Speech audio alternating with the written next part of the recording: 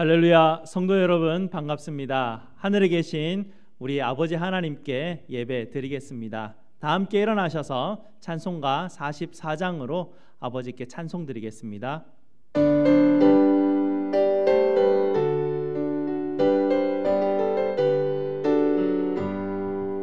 지난 일의 동안에 예수 인도했으니 주의 전에 모여서 감사 찬송합니다.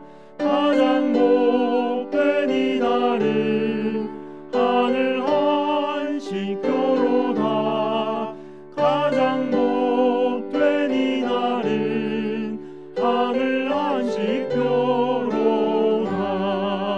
주의 공로 힘입어 은혜 주신 밀대에 화목하게 하시고 죄를 벗겨주소서. 세상 걱정 버리고 은혜 받게 하소서. 세상 걱정 버리고 은혜 받게 하소서. 하나님의 이름을 찬송하러 왔으니 모임 중에 계시고 영광 나타내소서. 기쁜 하늘 잔치에 참여하게 하소서. 기쁜 하늘 잔치에 참여하게 하소서. 주의 기쁜 복음을 모두 듣게 하시고 주의 은혜 베풀어 위로하여 주소서. 주님 오실 때까지 이날 지키리로다. 주님 오실 때까지 이날 지키리로다.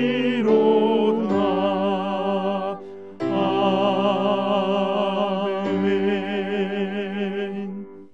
하나님의 이름을 부르며 예배로 나아가겠습니다. 우리의 도움은 천지를 지으신 여호와의 이름에 있도다. 아멘. 우리 다 함께 시편 100편 3절에서 5절 말씀 함께 합독하도록 하겠습니다. 여호와가 우리 하나님이신 줄 너희는 알지어다. 그는 우리를 지으시니요 우리는 그의 것이니 그의 백성이요 그의 기르시는 양이로다. 감사함으로 그의 문에 들어가며 찬송함으로 그의 궁정에 들어가서 그에게 감사하며 그의 이름을 송축할지어다.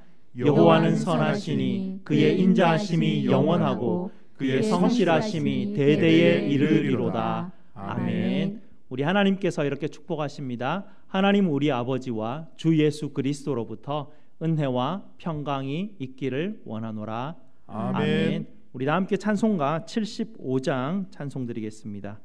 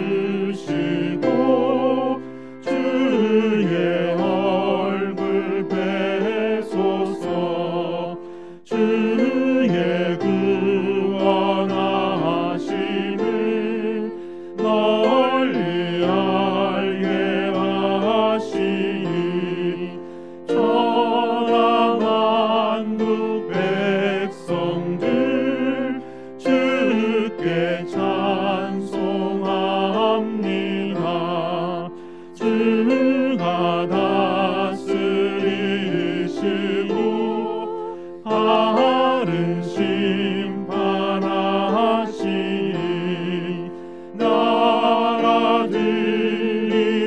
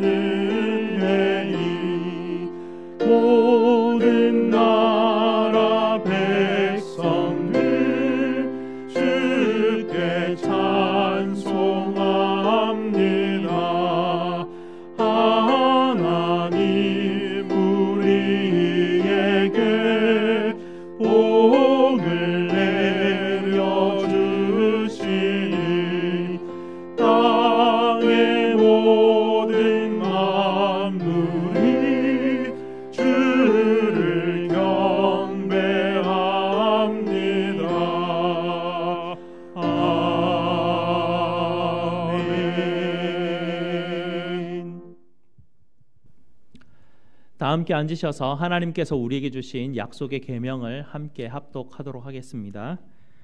하나님이 이 모든 말씀으로 말씀하여 이르시되 나는 너를 애굽 땅 종되었던 집에서 인도하여 낸 내 하나님 여호와니라. 제 1은 너는 나 외에는 다른 신들을 내게 두지 말라. 제 2는 너를 위하여 새긴 우상을 만들지 말고 또 위로 하늘에 있는 것이나 아래로 땅에 있는 것이나 땅 아래 물속에 있는 것의 어떤 형상도 만들지 말며 그것들에게 절하지 말며 그것들을 섬기지 말라. 제 3은 너는 내 하나님 여호와의 이름을 망령되게 부르지 말라. 제 4는 안식일을 기억하여 거룩하게 지키라. 제 5는 내 부모를 공경하라. 제 6은 살인하지 말라. 제 7은 간음하지 말라. 제 8은 도둑질하지 말라. 제 9는 내 이웃에 대하여 거짓 증거하지 말라. 제 10은 내 이웃의 집을 탐내지 말라. 아멘. 하나님께서 주신 약속의 계명에 비추어서 우리의 죄를 십자가 앞에 고백드리는 시간 갖도록 하겠습니다.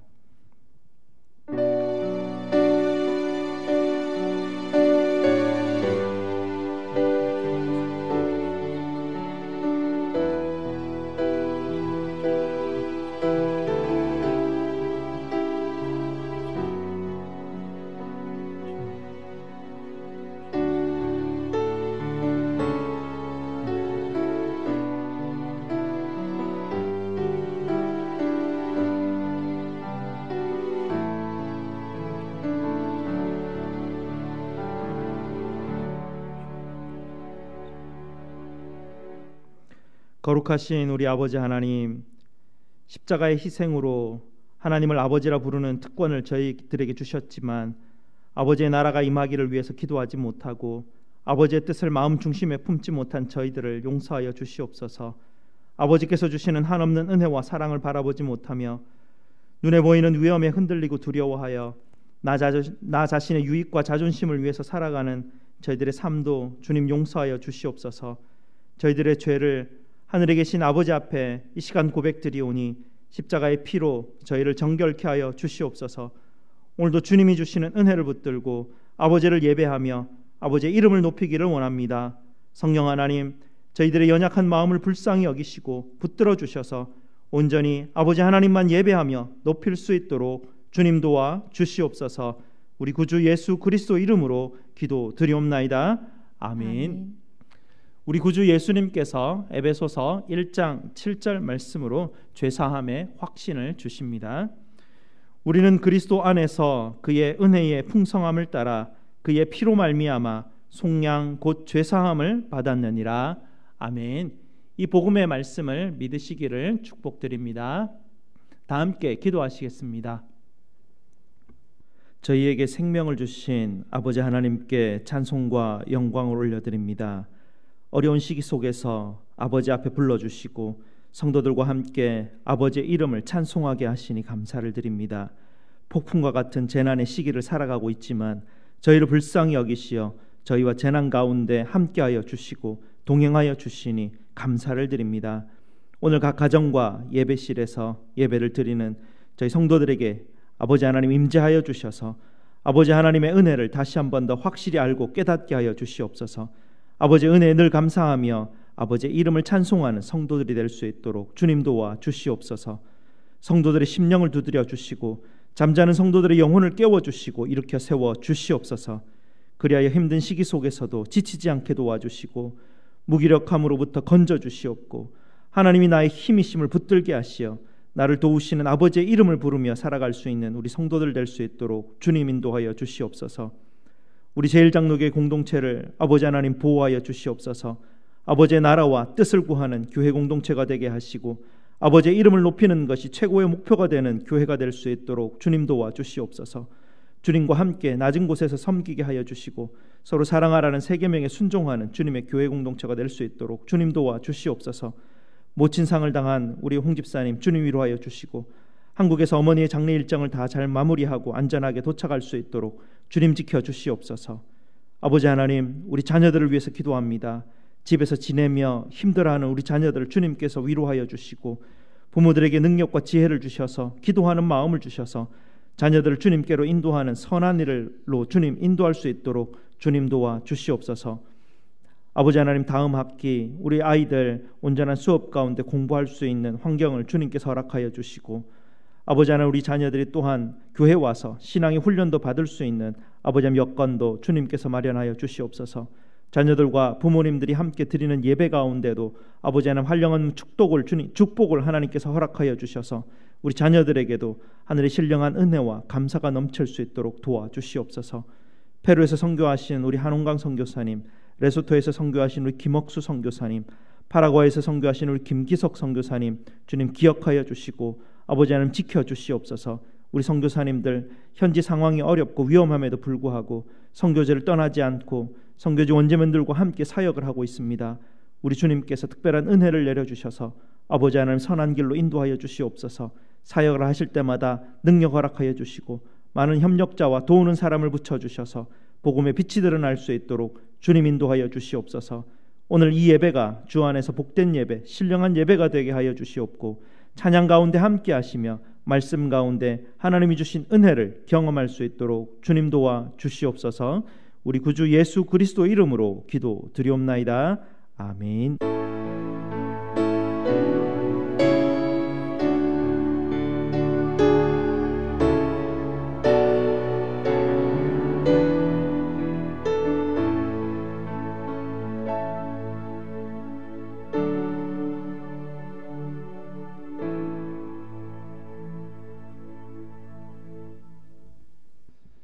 시선이라는 제목으로 샤론 찬양대에서 영상으로 찬양 드리겠습니다.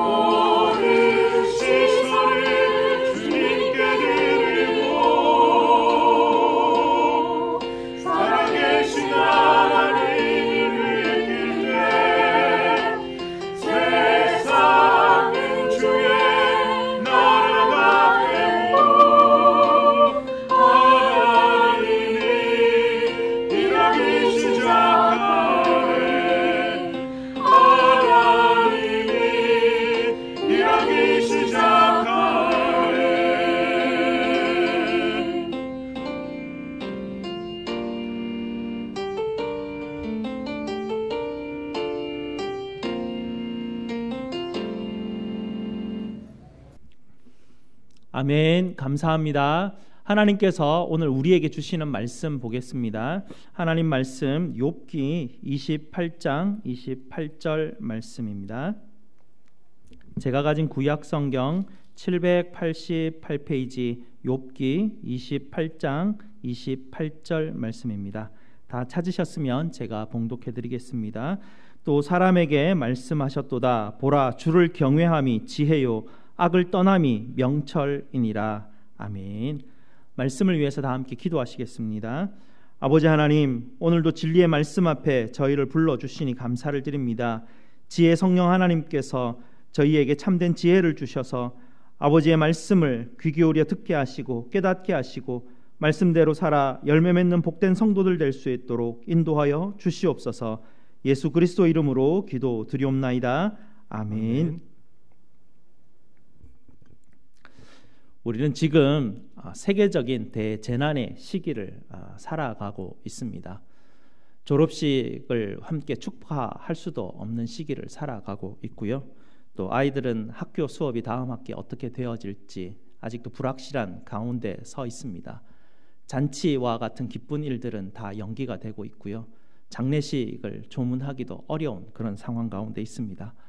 예배는 온라인으로 드려지고 있고요. 일상에서 사람들 만나는 것조차 참 쉽지 않은 그런 시기를 살아가고 있습니다. 일자리를 잃어버리는 사람들도 많다고 자꾸 소리가 들려오고요. 감염된 사람들이 전 세계적으로 1600만이 넘어가고 사망하는 사람도 65만 명이 넘어간다는 그런 자꾸 안 좋은 소식들만 들려오고 있습니다.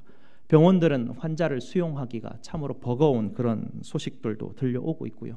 우리가 살아가고 있는 이 사회적 시스템 자체가 무너져 내리고 있는 그런 소식들이죠. 경제는 자꾸 내리막을 걷고 있습니다. 이런 가운데 3월 19일 지난 3월 19일 우리 트럼프 대통령께서 백악관에서 이런 기자회견을 할 때 이런 말을 한 적이 있는데요. 이렇게 말합니다. 사람들이 이 코로나 바이러스가 하나님이 하신 일이라고 하는데 나는 이것이 하나님이 하신 일이라고 생각하지 않습니다. 라고 그렇게 말한 적이 있습니다.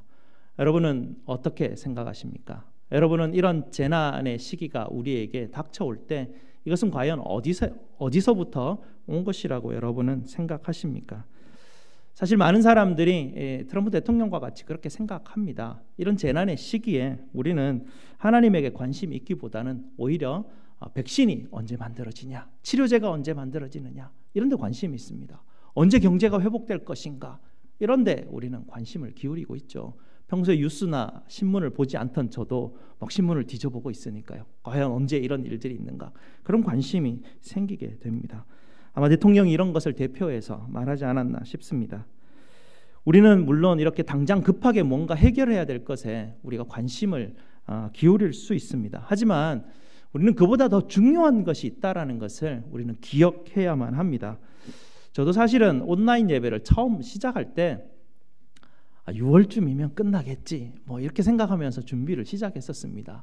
수요일 날 온라인으로 성경 공부하는 것도 6월쯤이면 끝나겠지 뭐 이렇게 이제 분량을 대략 그렇게 준비하고 시작을 했는데요. 곧 해결되겠지 싶었는데 벌써 이제 8월 달이 다 돼가고 있고요. 해결될 기미가 보이지도 않고 있는 것 같습니다. 사람들 말로는 내년까지 이렇게 온라인 예배, 현장 예배를 병행해서 드려야 된다는 그런 심각한 이야기들을 서로 하고 있는 가운데 있습니다. 이런 이야기들을 들으면서 이 바이러스 사태가 우리는 좀 작은 도시에 살아서 영향을 크게 못 받고 있는지 아니면 저만 이렇게 온실에 있어서 이 영향이 심각하게 다가오지 않은지는 모르겠는데 최근에 들어서야 저는 이 바이러스 사태가 이게 심각한 문제구나, 이게 굉장히 어려운 문제구나라는 것을 깨닫게 되었습니다. 온라인 예배를 드린 지 한 4개월이 지나고 있을 때 최근이죠. 얼마 전부터 이제 계속해서 이런 고민들, 걱정들이 생깁니다. 성도들이 계속 이 온라인 예배를 드리는데 집중할 수 있을까? 이런 고민들이 생기기 시작하고요. 매일 집에만 있는 우리 교회 아이들을 보아도 걱정이 되고 있습니다. 성도들을 이렇게 신방하면서 성도들과 이렇게 보면 지쳐가고 있는 모습들이 눈에 띄고 있고요. 이런 일들이 장기화되고 내년쯤 되면 과연 어떤 일이 일어날까 참 걱정이 됩니다. 이리저리 궁리해 보면서 이 일들을 어떻게 하면 대처할 수 있을 것인가, 어떻게 하면 이 어려운 가운데 사역을 할 수 있을 것인가 기도해보고 궁리를 해보지만 별로 답을 찾을 수가 없습니다. 하나님 앞에 긍휼을 구해보지만 별로 크게 하나님께서 주신 지혜도 없는 것 같습니다. 그러던 중에 이 바이러스 사태는 계속해서 모든 대륙을 향해서 창궐하고 있는 그런 모습을 보게 되고요. 이런 모습이 마치 이 바이러스가 인류와 이 세상을 향해서 뭔가 막 소리치는, 더 이상 아무리 막아서도 막을 수 없는 무언가의 이 넘침에 대한 이 모습을 우리에게 보이면서 바이러스가 우리에게 외치고 있는 것이 과연 무엇인가라는 생각을 또 하게 되었습니다. 바이러스 때문에 일어난 일들로 인해서 어떻게 해결할까를 궁리하며 걱정하며 기도할 때는 보이지 않던 것들이 하나님께서 이 바이러스를 통해서 과연 내게 무슨 말씀을 하실까? 이 바이러스를 통해서 과연 우리에게, 우리 교회에게 무슨 말씀을 하실 것인가라고 생각을 하면서 제 생각의 방향을 바꿔보니까 그제서야 새로운 생각들과 깨달음들이 나타나기 시작했습니다.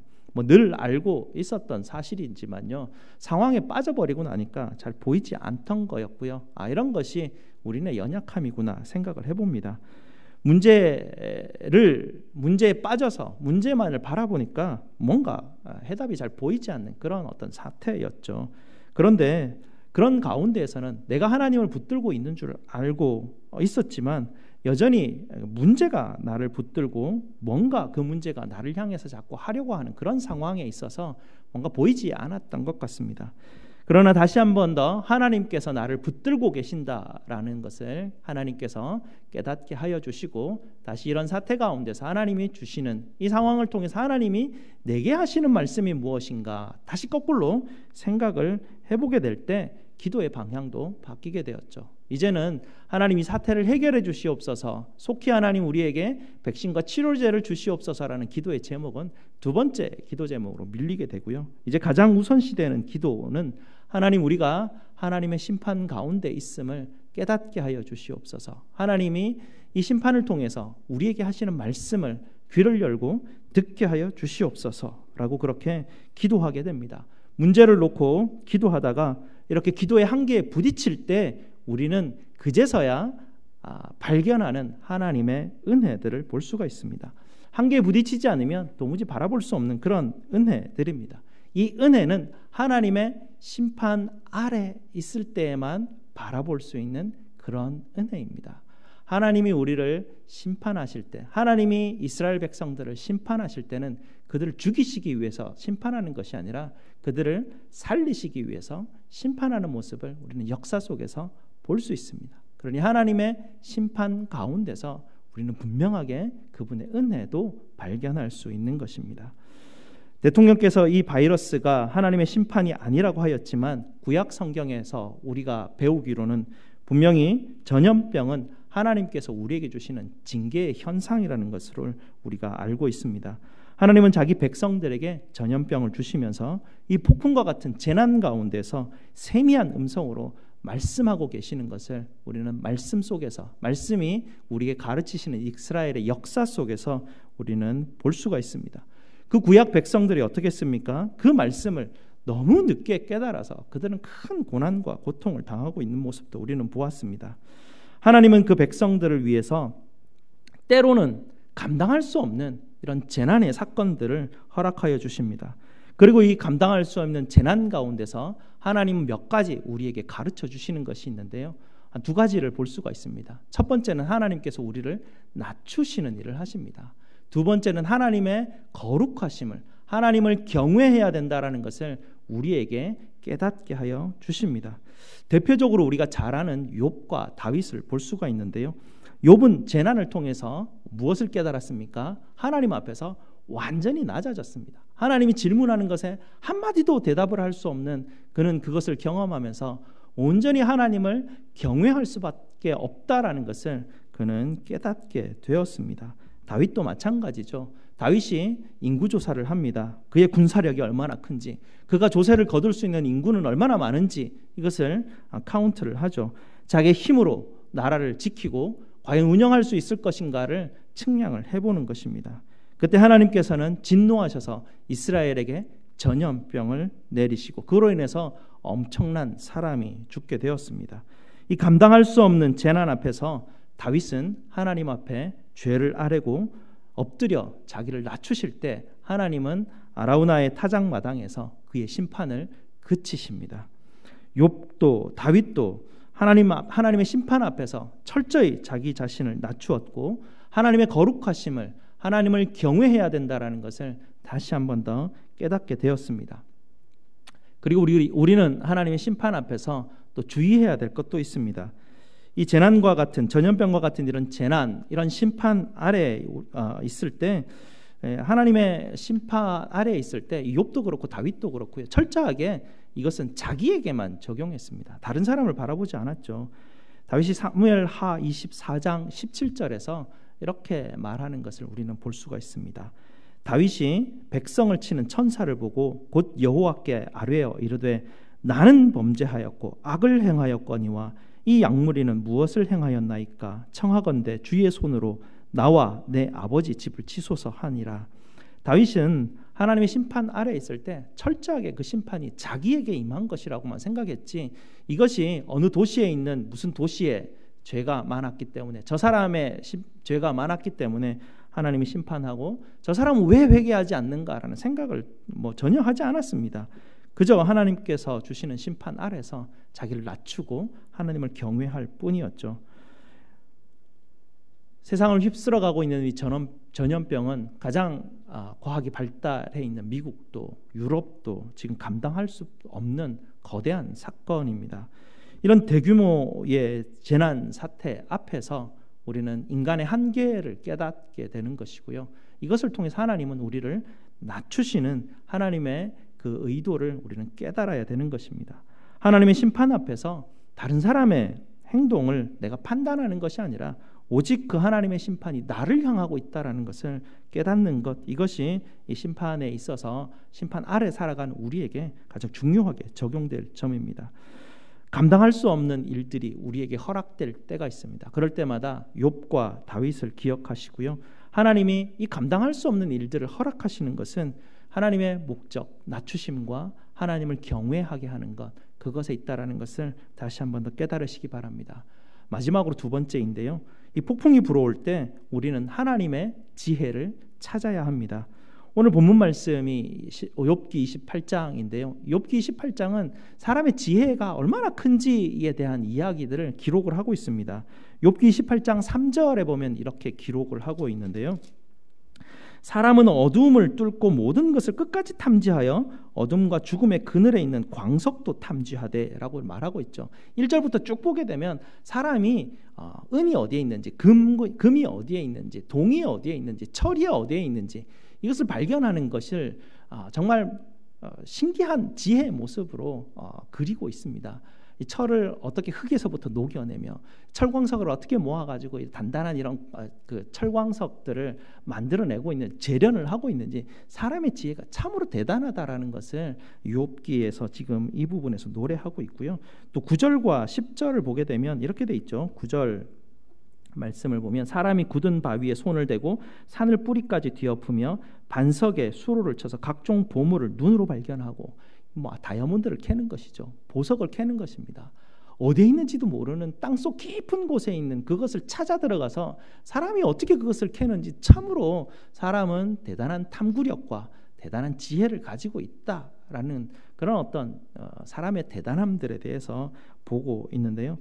이런 어떤 그 놀라운 사람의 지혜와 기술과 지식을 이야기하면서 바로 그 다음 12절 이하에서 보면 12절도 그렇고 20절도 그렇고 사람들에게 질문을 합니다. 이 지혜와 명철이 그럼 어디에서 오는지 너는 알고 있느냐라고 그렇게 굉장한 근원에 대한 질문을 하고 있죠. 이 답을 하기 전에 우리는 잠언 25장 2절 말씀을 한번 먼저 보았으면 좋겠습니다. 이를 숨기는 것은 하나님의 영광이지만 이를 밝히 드러내는 것은 왕들의 영광이다. 솔로몬이 깨달은 놀라운 어떤 그 지혜인데요. 이 무슨 말이냐면 하나님이 인간의 탐구하는 그 지혜, 그 노력들을 막지 않으신다라는 그 큰 의미입니다. 이 네, 미리 화면을 띄워주셨는데요. 화면 띄워주세요. 이를 숨기는 것이라고 하는 것은 하나님이 우리에게 이 세상을 탐구하는 것에 있어서 하나님이 우리를 막으시고 숨기고 하나님만 알아야 되고 얘들은 절대 알면 안 돼, 이런 의미가 아니고요. 하나님이 숨기는 것이 하나님의 영광이라는 것, 그리고 사람이 그것을 밝혀내고 탐구하는 것이 사람의 영광이라는 것, 이 의미는 무엇이냐면 가운데 있는 우리가 탐구를 합니다. 세상을 조금씩 탐구를 해나가죠. 탐구를 해나가면 하나님이 탐구할 영역을 제공해 주시고요. 사람은 무한히 저 탐구 영역을 확장시킬 수 있는데요. 하나님이 숨기신다는 말은 하나님은 사람에게 더 무한하게, 사람에게 더 열심히 탐구하고 연구하고 과학적인 발견을 할 수 있도록 그 장을 마련해 주시는 분은 바로 하나님이시라는 이야기를 이 솔로몬이 자기가 깨달았다는 것입니다. 평생을 지혜를 구하고 평생을 하나님께서 지혜를 주신 지혜로 인해서 연구하고 개발하고 뭔가를 공부를 했는데 해도 끝이 없다라는 것을 지금 이야기하는 것이죠. 하나님이 우리 한계에 넘어서 계시고 하나님은 더 크신 광대하신 분이고 우리는 그 안에서 그 하나님이 제공하시는 놀이터에서 그냥 놀 수밖에 없는 어린 아이구나라는 것을 깨닫는 것이죠. 하나님은 그런데 하나님께서는요, 이렇게 큰 탐구 영역을 우리에게 제공해 주시는데 간혹 하나님께서 감당할 수 없는 재난 앞에서 저 탐구의 영역이 확장되지 않도록 어떨 때는 숨기실 때가 있다라는 이야기입니다. 당장 우리는 이 문제를 풀어내야 되고 당장 우리는 이 문제에 해답을 찾아야 하는데 시간이 걸리도록 하나님께서 그 환경을 우리에게 제약하는 경우가 있다라는 것이죠. 그럴 때 우리의 마음은 점점점 조급해집니다. 점점점 답답해지게 되죠. 급급해집니다. 결국 인생은 그 한계에 부딪혔다라는 것을 인생 모두가 깨닫는 그런 환경 가운데 하나님은 우리로 있게 하십니다. 그래서 인생들이 스스로를 돌아보게 하죠. 우리가 끊임없이 확장하는 이 탐구의 영역과 과학의 발전 영역에 한계가 있구나. 이것은 하나님이 제공하시는 것이지 인간이 탁월하고 인간의 지혜가 뛰어나서 이것을 하는 것이 아니구나라는 것을 깨닫게 하십니다. 그래서 그동안 스스로 돌아보게 하는 이 시간들, 그것이 바로 하나님이 우리에게 제공하시는 심판의 시기지만 이것을 깨닫게 하시는 은혜가 함께 주어지는 것이죠. 그동안 놀랍도록 인간은 우리의 문명을 발전시키고 우리의 문명을 자랑하고 인간의 지혜를 자랑해 왔습니다. 그러면서 하나님의 지혜는 더 이상 찾지 않고 인간의 합리성과 이성을 붙드는 그런 어떤 시기를 우리는 살아가고 있습니다. 그러나 하나님의 숨기심 앞에서 인류 문명의 찬란한 합리성과 이성의 한계가 있다라는 것을 하나님께서는 분명히 이 시기를 통해서 우리에게 말해주고 있는 것입니다. 하나님은 사람들에게 이렇게 한계를 보여주시고 우리에게 질문을 하게 하죠. 이 지혜가 어디에서 오는가라는 것, 이 질문 가운데로 드디어 들어가게 하시는 것입니다. 28장 20절 말씀을 보십시오. 그런즉 지혜는 어디서 오며 명철이 머무는 곳은 어디인고? 라고 질문을 하게 됩니다. 여러분, 굉장히 쉬운 이야기인데요. 살아있는 사람만 자기가 살아있는 것을 압니다. 죽어있는 사람은 자기가 죽은 걸 알까요? 모를까요? 모르죠. 깨어있는 사람만 자기가 깨어있는 줄 압니다. 잠들어 있는 사람은 자기가 잠들어 있는지 깨어있는지 알까요? 모를까요? 모르죠. 그러나 이 한계 지점에 다다랐을 때 우리는 우리가 죽어 있는지 잠들어 있는지 갑자기 하나님의 흔들어 깨우시는 그런 사건 앞에 다다르게 되죠. 그러면서 갑자기 이 중요한 질문이 우리 마음속에 훅 들어오게 됩니다. 지혜는 어디에서 오는가? 명철은 어디에 머물고 있는가? 이 질문 가운데 서게 되십니다. 질문을 하면 그 질문에 답을 원하게 되죠. 그래서 오늘 23절에서부터 하나님께서 답을 주십니다. 욥기 28장 23절부터입니다. 하나님이 그 길을 아시며 있는 곳을 아시나니 이는 그가 땅끝까지 감찰하시며 온 천하를 살피시며 바람의 무게를 정하시며 물의 분량을 정하시며 비 내리는 법칙을 정하시고 비구름의 길과 우레의 법칙을 만드셨습니다. 그때에 그가 보시고 선포하며 굳게 세우시며 탐구하셨고 또 사람에게 말씀하셨도다. 보라, 주를 경외함이 지혜요 악을 떠남이 명철이니라. 아멘. 참된 지식, 우리가 행하는 과학적 영역 안에 있는 것이 아니라는 이야기를 하고 계시죠. 아까 그림 한번 더 보여주시죠. 과학적 탐구 영역 안에 우리가 찾는 지혜와 지식이 거기에 있지 않는다라는 것입니다. 우리가 찾고 있는 참된 지혜와 지식은 어디서부터 오냐면 외부에서부터 들어오는 것입니다. 우리 안에서 찾을 수 있는 것이 아니라는 이야기죠. 하나님이 계시는 저 신비한 영역 너머로부터 하나님의 지혜가 있는 것입니다. 그래서 지혜는 처음부터 하나님을 경외하는 것으로 시작될 수밖에 없는 것이죠. 그래서 성경은 우리에게 과학의 영역을 탐구하는 것을 제한시키는 것이 아니라 오히려 그 한계가 있다는 것을 우리에게 가르쳐주고 있고, 지혜가 어디서부터 시작하는가를 우리에게 가르쳐주면서 저 탐구의 영역 가운데서 우리가 활동할 수 있도록 하나님께서는 우리에는 제공할 수 있습니다. 그래서 현대 문명이 찬란하게 빛나는 합리성과 이성을 어디서부터 사용해야 되냐면 하나님을 경외하는 것에서부터 우리가 사용해야 되고, 하나님의 신비한 그늘 아래 이 모든 과학적 원리들이 움직여 간다라는 것을 우리로 하나님께서 깨닫게 하시는 것입니다. 한계 너머에 계시는 하나님 앞에 섰을 때 우리는 낮아질 수밖에 없고 우리 한계를 깨달을 수밖에 없죠. 그래서 하나님을 경외하는 것입니다. 참된 지혜는 자기만 바라보다가 마음을 바꾸는 그런 어떤 지혜의 현상들을 경험하게 됩니다. 나를 바라보다가 지혜가 깨달아지면 이웃을 바라보게 됩니다. 그것이 하나님께서 우리의 관점을 바꾸시는 방법인데요. 그런데 우리는 너무나 바쁘게 살아왔죠. 그러다 보니 나만 생각하고 이웃을 돌아볼 그런 여유조차 없습니다. 세상에는요, 요즘 재미난 것이 너무나 많죠. 과거에 비하면 너무 재밌는 것이 많아졌습니다. 그러다 보니까 나의 즐거움과 나의 유익에 빠져 있으면서 이웃을 돌아볼 여유조차 없어졌습니다. 이렇게 바쁘게 만들고 나를 즐겁게 만들어가는 어떤 이런 것들, 이런 것이 현대가 우리에게 주는 즐거움이고 행복이라고 세상은 우리에게 잘못된 가르침을 주고 있는데요. 성경은 이런 바쁨과 나를 향한 즐거움을 죄로 들어가는 길목이라고 우리에게 가르쳐주고 있습니다. 그래서 이웃을 사랑하라는 것, 이것이 하나님의 지혜이고요. 재난의 시기에 나를 낮추고 이웃을 사랑하고 하나님을 경외할 때 불현듯 하나님께서는 백신을, 치료제를 우리에게 선물로 주실 것입니다. 하나님을 경외하고 주님의 지혜를 찾으시기를 주님의 이름으로 축복드립니다. 기도하시겠습니다. 아버지 하나님 감사합니다.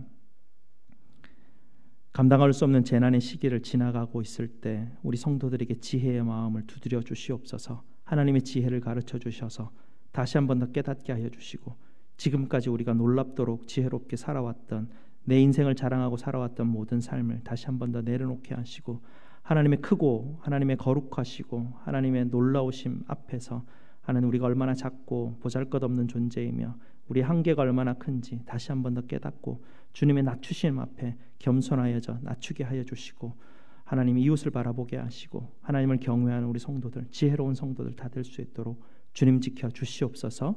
예수 그리스도 이름으로 기도드리옵나이다. 아멘. 사도신경으로 우리의 신앙을 고백드리겠습니다.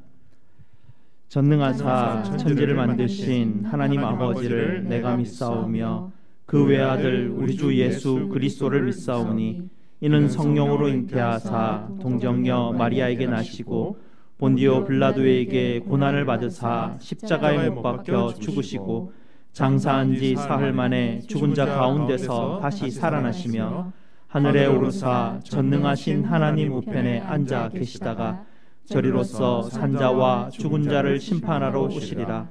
성령을 믿사오며 거룩한 공회와 성도가 서로 교통하는 것과 죄를 사하여 주시는 것과 몸이 다시 사는 것과 영원히 사는 것을 믿사옵나이다. 아멘. 우리 다 함께 하나님 앞에 봉헌하시겠습니다.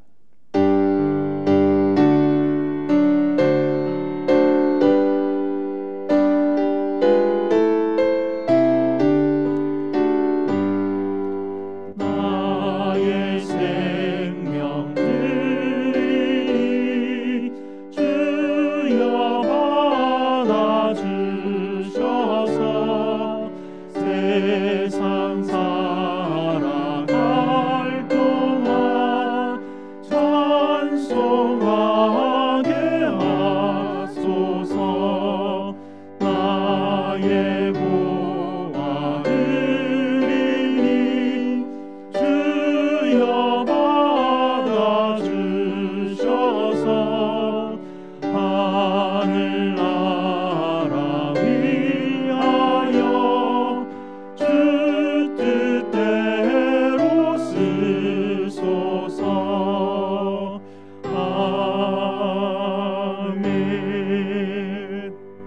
감사기도 드리겠습니다. 사랑과 은혜가 풍성하신 우리 아버지 하나님 감사드립니다. 저희의 목자 되어 주셔서 저희를 푸른 초장으로 먹여주시고 실만한 물가로 인도하여 주시니 감사를 드립니다. 오늘도 각 가정과 또 교회에서 삼위 하나님을 예배하며 아버지께 감사의 헌물로 드립니다. 모든 성도들의 가정 위에 하나님께서 주시는 은혜와 평강으로 가득 채워 주시옵소서. 어려울 때일수록 더욱 기도하게 하시고 주님을 소망하며 하나님의 인도함을 받을 수 있는 저희들 될 수 있도록 주님 도와 주시옵소서.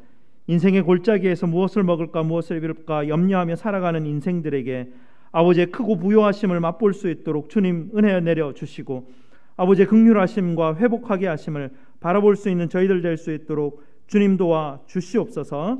저희의 모든 쓸 것을 채우시는 우리 주 예수 그리스도 이름으로 기도드리옵나이다. 아멘.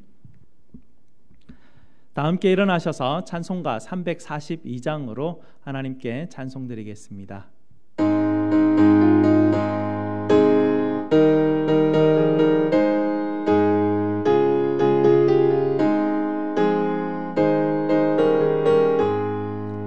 너 시험을 당해 죄 짓지 말고 너 용기를 다해 곧 물리치라. 너 시험을 이겨 새 힘을 얻고 주 예수를 믿어 늘 승리하라. 우리 구주의 힘과 그의 위로를 빌라. 주님 내 편에 서서 항상 도우시리. 내 친구를 삼가 잘 선택하고 너행을 삼가 늘 조심하라. 너 열심을 다해 늘 충성하고 온 정성을 다해 주 봉사하라. 우리 구주의 힘과 그의 위로를 빌라. 주님 내 편에 서서 항상 도우시리. 잘 이기는 자는 상 받으리니 너 낙심치 말고 늘 전진하라. 내 구세주 예수 힘 주시니 주 예수를 믿어 늘 승리하라. 우리 구주의 힘과 그의 위로를 빌라. 주님 내 편에 서서 항상 도우시리. 아멘. 우리 하나님께서 주시는 복을 선포하겠습니다. 여호와는 너희에게 복을 주시고 너희를 지키시기를 원하며 여호와는 그의 얼굴을 너희에게 비추사 은혜 베푸시기를 원하며 여호와는 그 얼굴을 너희에게로 향하여 드사 평강 주시기를 원하노라. 아멘.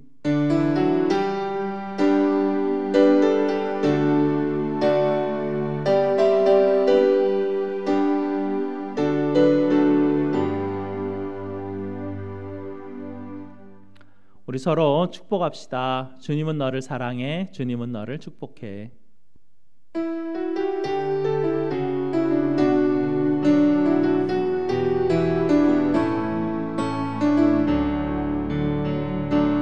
주님은 너를 사랑해. 주님은 너를 사랑해. 우리를 사랑하신 주 널 사랑해. 주님은 너를 사랑해. 주님은 너를 사랑해. 우리를 사랑하신 주 널 사랑해. 주님은 너를 축복해. 주님은 너를 축복해. 주님은 너를 축복해. 우리를 축복하신 주 널 축복해.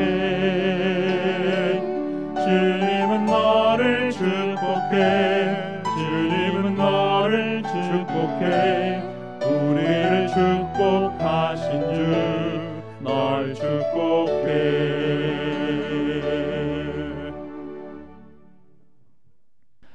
광고 말씀 드립니다. 어려운 때일수록 계속해서 기도에 힘쓰시는 여러분 되시기 바랍니다. 매일 10분씩 10가지 드렸던 제목으로 계속 기도해 주시기 바랍니다. 계속해서 하반기 신방 중에 있습니다. 여러분 함께 신방 갈 때 협조해 주시기 바랍니다. 오늘 예배 후에 당회로 모이겠습니다. 그리고 홍정은 집사님 모친 되시는 고 이순덕 성도님께서 지난주 화요일 한국에서 소천하셨습니다.